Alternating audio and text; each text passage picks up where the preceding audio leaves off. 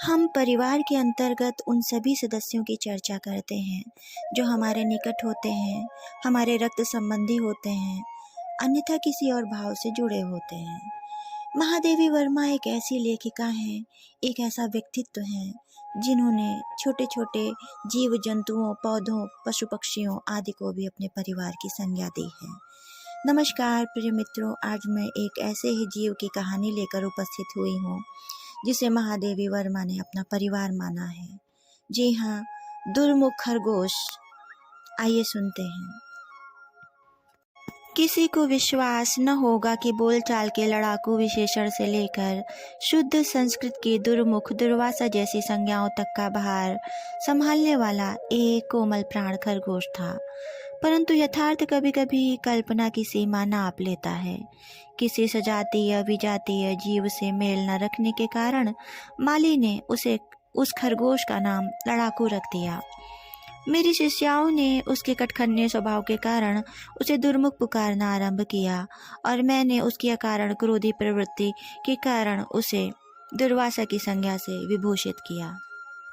लड़ाकू नाम के लिए तो किसी से क्षमा मांगने की आवश्यकता नहीं जान पड़ती, परंतु दुर्मुख और दुर्वासा जैसे पौराणिक नामों का ऐसा दुरुपयोग अवश्य ही चिंतनीय कहा जाएगा। दुर्मुख से तो मैं स्वयं ही रुष्ट हूँ। यह मर्यादा पुरुषोत्तम राम का गुप्तचर था और रजक द्वारा सीता संबंधी अपवाद की बात राम से कहकर उसने सीता निर्वासन की भूमिका घटित की थी। राजा अपने शत्रु राजाओं के क्रियाकलाप की जानकारी के लिए गुप्तचर रखता है, प्रजा के प्रत्येक घर में दंपति की रहस्य वार्ता जानने के लिए नहीं। और यह तो सर्वविदित है कि पति पत्नी क्रोध में एक दूसरे से न जाने क्या क्या कह डालते हैं। फिर क्रोध का आवेश समाप्त हो जाने पर अजी जाने दो, वह तो क्रोध में बिना सोचे समझे मुंह से निकल गया था, कहकर परस्पर क्षमा मांग लेते हैं। प्रत्येक गृह स्वामी अपने गृह का राजा और उसकी पत्नी रानी है। कोई गुप्तचर चाहे देश के राजा का ही क्यों न हो, यदि उसकी निजी वार्ता को सार्वजनिक घटना के रूप में प्रचारित कर दे तो उसे गुप्तचर का अनाधिकार दुष्टाचरण ही कहा जाएगा। इससे स्पष्ट है कि पहने दांतों के दुरुपयोग में पटु खरगोश का दुर्मुख नाम रखकर भी हमने राम के दुष्ट गुप्तचर का कोई अपमान नहीं किया। परंतु महर्षि दुर्वासा के नाम का ऐसा धृष्टतापूर्ण उपयोग करने के लिए मुझे उनकी रुद्र स्मृति से बराबर क्षमा याचना करनी पड़ी। वे महर्षि निर्वाण को प्राप्त होकर निर्विकार ब्रह्म में क्रोध की तरंगे उठा रहे हैं या किसी अन्य लोकवासियों को शाप से कंपायमान कर रहे हैं, यह जान लेने का कोई साधन नहीं है। संभवतः अंतर्दृष्टि से यह जान लेने के उपरांत कि उस शशक की क्रोधी प्रकृति को व्यक्त करने का सामर्थ्य केवल उन्हीं के नाम पर निहित है, उन्होंने मुझे क्षमा कर दिया है, अन्यथा मेरी धृष्टता अब तक शाप मुक्त न रहती।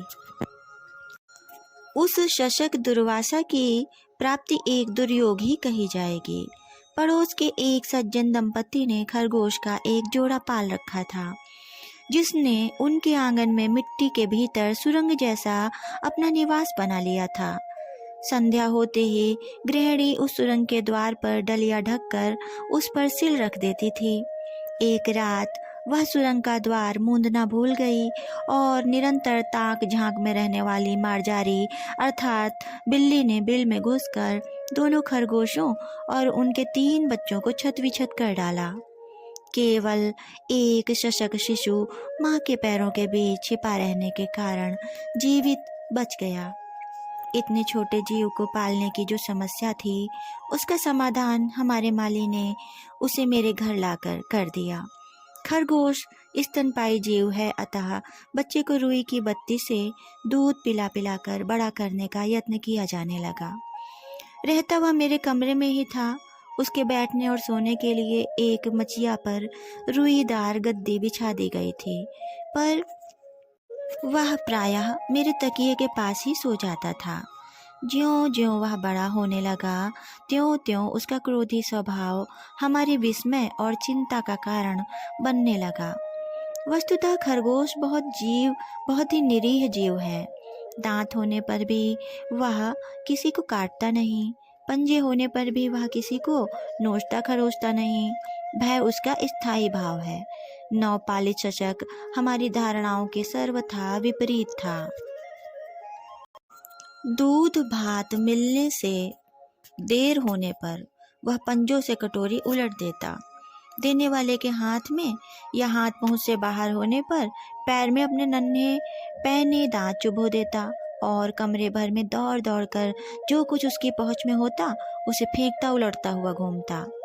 उसके भय से छिपकली क्या, अन्य कीट पतंग तक मेरे कमरे से दूर रहते थे।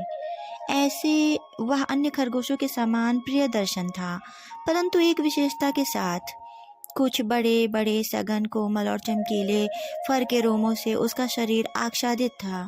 पूंछ छोटी और सुंदर और पंजे स्वच्छ थे, जिनसे वह हर समय अपना मुख साफ करता रहता था। कान विलायती खरगोशों के समान कुछ कम लंबे थे, परंतु उनकी सुडौलता और सीधे खड़े रहने में विशेष मोहक सौंदर्य था। विशेषता यह थी कि एक कान काला था और एक सफेद। काले कान के ओर की आंख काली थी और सफेद कान के ओर की लाल। सामान्यतः सफेद खरगोशों की आंखें लाल और काले या चितकबरों की काली होती हैं, परंतु इस खरगोश की दोनों आंखों ने अपने दो भिन्न रंगों से उस नियम का अपवाद उपस्थित कर दिया था।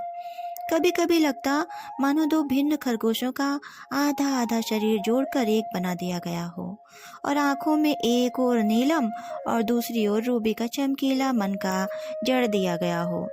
स्वजाति की सार्थकता, स्वजाति की सतर्कता और आतंकित मुद्रा का उसमें सर्वथा अभाव था। मेरे कमरे में स्प्रिंगदार जाली के दरवाजे लगे हैं और खिड़कियों में भी जाली है। अचानक किसी कुत्ते बिल्ली के भीतर आ जाने की संभावना नहीं रहती थी, परंतु जाली के बाहर तो वे प्रायः आकर मेरी प्रतीक्षा में खड़े हो ही जाते थे। खरगोश न भागता न कहीं छिपने का प्रयत्न करता, वरन जाली के पास आकर क्रोधित मुद्रा में अपनी दोनों काली लाल आंखों से उन्हें घूरता रहता। बिल्ली यदि जाली के पार खिड़की पर आकर बैठ जाती तो वह अपने पिछले दोनों पैरों पर खड़े होकर उसे देखता और मुख से विचित्र क्रोध भरा स्वर निकालता। मेरे कमरे में दुर्मुख के रहने से शेष पशु पक्षियों को निर्वासन ही मिल गया था। इसी से जब वह कुछ बड़ा हष्ट-पुष्ट और चिकना हो गया, तब मैंने उसे अपने पशु पक्षियों के रहने के लिए बने जाले के घर में पहुंचाना उचित समझा। वहां आधा फर्श सीमेंट का है और आधा कच्ची मिट्टी का, क्योंकि खरगोश जैसे जीव मिट्टी खोदकर अपने लिए निवास बनाकर ही प्रसन्न रहते हैं। पिंजड़े या पक्के फर्श वाले घर में उनके जीवन का स्वाभाविक विकास और उल्लास रुक जाता है। दुर्मुख ने पहले तो मिट्टी खोदकर अपने रहने के लिए सुरंग जैसा घर बनाया और उस निर्माण कार्य से अवकाश मिलते ही जाली घर के अन्य निवासियों से युद्धम देहि कहना आरंभ किया। उसके झपटने और काटने के कारण कबूतर मोर आदि का दाना चुगने के लिए नीचे उतरना कठिन हो गया। वे तब तक अपने अड्डों और झूलों पर बैठे रहते जब तक दुर्मुख अपने भोजन से तृप्त होकर सुरंग घर में विश्राम के लिए नहीं चला जाता। कभी कभी सुरंग में भी जब उसे अपने प्रतिद्वंदियों के नीचे उतरने की आहट मिल जाती, तब वह अचानक उन पर आक्रमण कर किसी की गर्दन और किसी के पैरों में अपने पहने दांत गड़ा देता और वे आर्त स्वर से कोलाहल करते हुए ऊपर उड़ जाते। अंत में यह सोचकर कि दुर्मुख के क्रोधी स्वभाव का कारण संभवतः उसका स्वजाति शून्य अकेलापन है, मैं नखास कोने में बड़े मियाँ से एक शशक वधू खरीद लाई। वह हिमखंड जैसी चमकीली, शुभ्र और लाल विद्रुम जैसी सुंदर आंखों वाली थी। इसी से उसे हम हिमानी कहने लगे। पर मेरी यह धारणा कि दुर्मुख उसके साथ शिष्ट खरगोश के समान व्यवहार करेगा भ्रांत सिद्ध हुई। अपनी काली लाल आंखों से मानो धूम और ज्वाला मिलाकर आग्नेय दृष्टि से उसने नवागता को देखा और फिर आक्रमण कर दिया। बड़ी कठिनाई से हम उस बेचारी की रक्षा कर सके।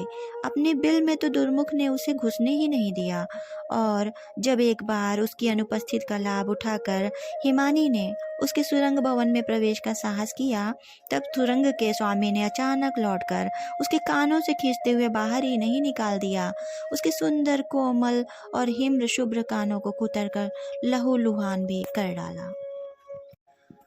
निरुपाय हिमानी ने जब दूसरा बिल खोदकर और उसमें कोमल हरी दूब बिछाकर अपना विश्राम कक्ष तैयार किया, तब दुर्मुख उस पर भी अपना अधिकार जमाने के लिए लड़ने लगा।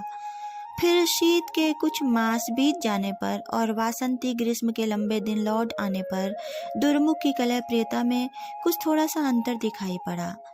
एक दिन जब हिमानी अपने बिल से 6 शावकों की सेना लेकर निकली, तो जाली घर में ही नहीं मेरे घर में भी उल्लासोत्सव की लहर बह गई। पर इस नवीन सृष्टि के आने के साथ ही दुर्मुख की अकारण क्रोधी प्रकृति भी अपने संपूर्ण ध्वंसात्मक आवेश के साथ लौट आई। वह किसी बच्चे का पांव चबा डालता, किसी का कान कुतर डालता और किसी की पीठ में घाव कर देता। कदम्ब के फूल से फूले हुए कोमल बच्चे रक्त से रंग बिरंगे हो उठते। हिमानी भी अपनी संतान की रक्षा के प्रयत्न से नित्य ही घायल होने लगी। लॉरेक्सेन, मरहम, नेबा सल्फ पाउडर, रुई आदि की गंध से, अशोक वृक्ष की छाया में मालती लता से छाया चिड़ियाघर भी अस्पताल का स्मरण दिलाने लगा। फिर एक दिन क्रोध में दुर्मुख ने 2 शशक शावकों की कोमल गर्दन अपने तीखे दांतों से इतनी छत विछत कर डाली कि वे बचाए न जा सके। स्थिति इतनी चिंतनीय हो जाने पर मैंने उसे अलग रखने का निश्चय किया। बड़े जाली घर के पास एक छोटा जाली घर बनाकर उसमें दुर्मुख को स्थानांतरित कर दिया गया, जहाँ से वह देख सबको सकता था, परंतु उन पर आक्रमण करने में असमर्थ था। अपने निर्वासन में वह कुछ दिनों तक निष्फल क्रोध से छटपटाता रहा। फिर धरती खोदकर बिल बनाने में व्यस्त हो गया। बड़ी जाली घर में जाने के लिए उसने ऐसा अव्यर्थ उपाय खोज निकाला था जिसकी हम कल्पना भी नहीं कर सकते थे। धरती के नीचे नीचे उसने एक इतनी लंबी सुरंग खोद डाली जो बड़े जाली घर के भीतर पहुंच गई, और इसी से वह बड़े जाली घर में बिना रोक टोक आने लगा। माली ने बड़े जाली घर में खुलने वाली सुरंग के द्वार को पत्थर से बंद तो कर दिया, परंतु इससे दुर्मुख का आक्रमण रोकना कठिन था। वह नए नए द्वार बना लेता और जाली घर को जब तब रण क्षेत्र में परिवर्तित करता रहता। उसके बच्चे बड़े हो गए, फिर उनके भी बच्चे होने लगे, पर उनमें से न कोई दुर्मुख से लड़कर बल में जीत सका और न अपत्य स्नेह से उसका हृदय जीत सका। यदि मृत्यु से न जीत लेती तो यह क्रम निरंतर चलता रहता।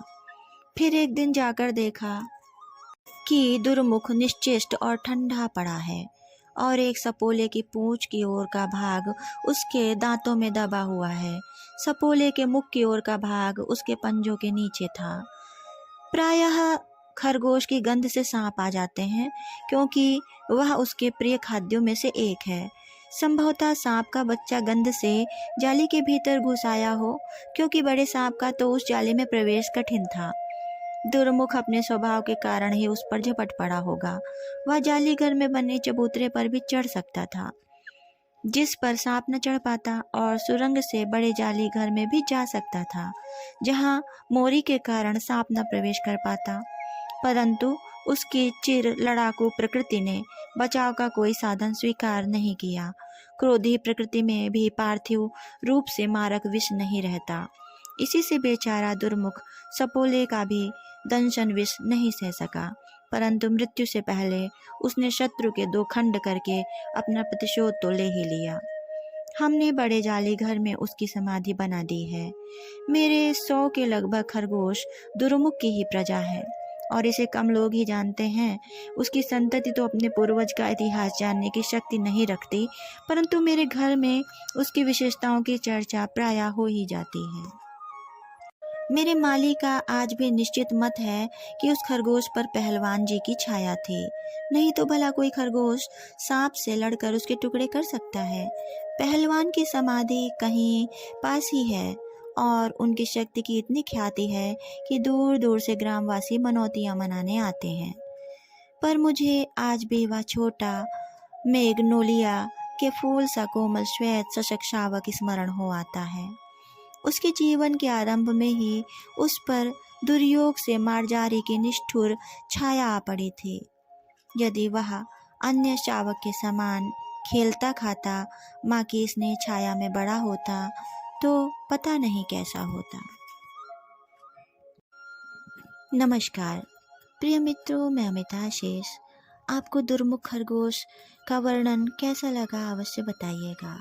अगर आप मेरे चैनल पर नए हैं तो इसे सब्सक्राइब करना ना भूलें। धन्यवाद।